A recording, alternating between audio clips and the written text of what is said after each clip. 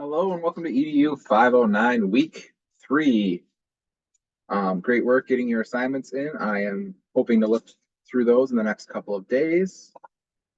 I will put some feedback. I'm going to attempt to do it within the text of the paper, which will be interesting as I'm not sure how to do that on D2L, but I'll for sure put things in the feedback box. I'm going to attempt to use the rubric that's in D2L, but we'll see if it matches up with the one that's in the syllabus. I might adapt that still because I want to make sure it's the syllabus one so that you're being graded on what you think you're being graded on.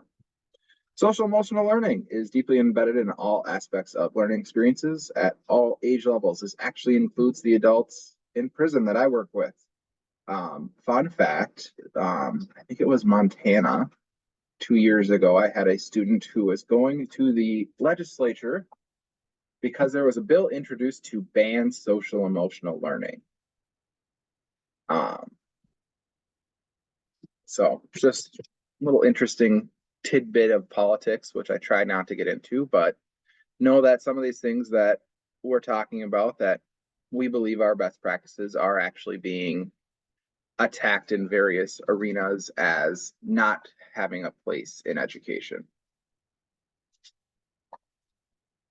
This week's theme is neuroscience. You will see this again throughout the program. And how does or can what we know about the brain impact institutional structures and policies as well as daily practice?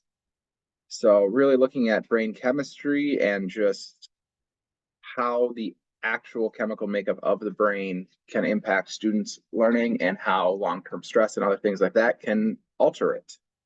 So this week, please watch this video and respond on discussion board. One note on the discussion board, if you already attempted to start it, discussion board 1, I edited slightly as looking through the neurosequential approach to COVID-19 and mental health.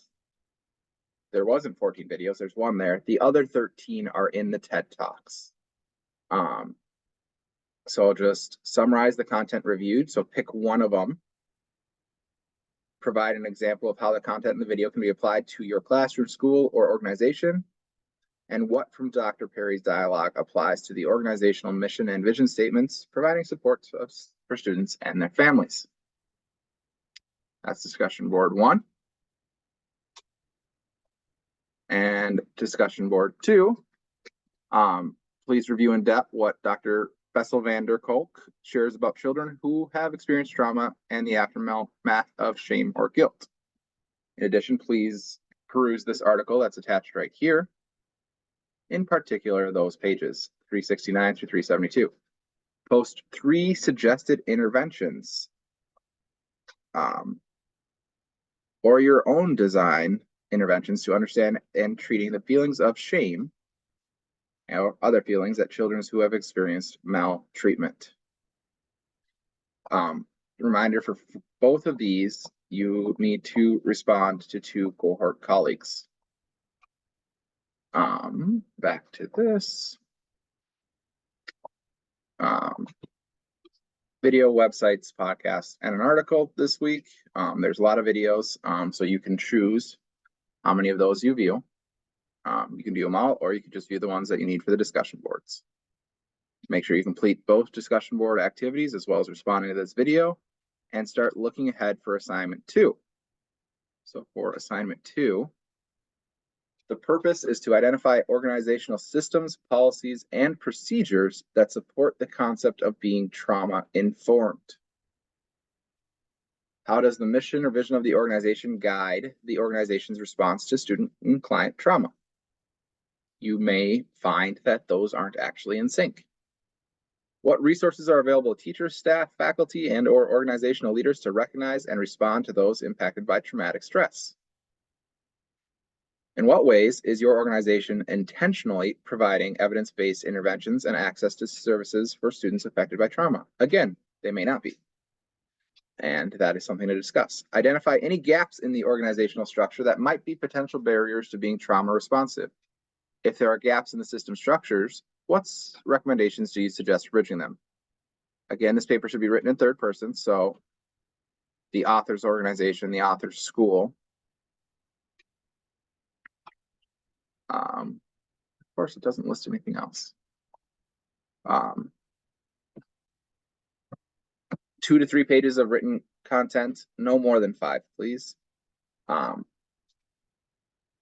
This is due next Saturday, the 1st. But it's always a good idea to get it started a little bit early. So my question for you this week is, who is a teacher who has had a positive impact on you?